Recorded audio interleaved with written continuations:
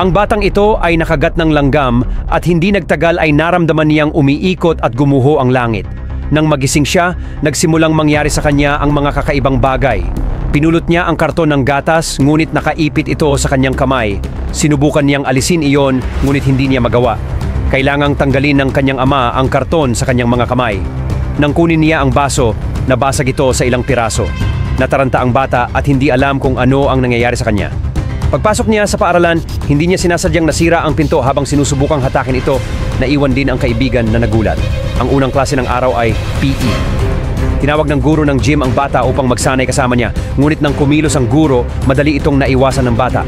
Pagkatapos ay gumawa ng maraming pagtatangka ang guro, ngunit sinalungat ng bata ang bawat isa sa kanila. Nagulat ang mga estudyante sa kanyang lakas. Sa huli, madali siyang natalo ng bata. Kinabukasan, pumunta ang bata sa isang madilim na paradahan kasama ang kanyang kaibigan para labanan ang krimen.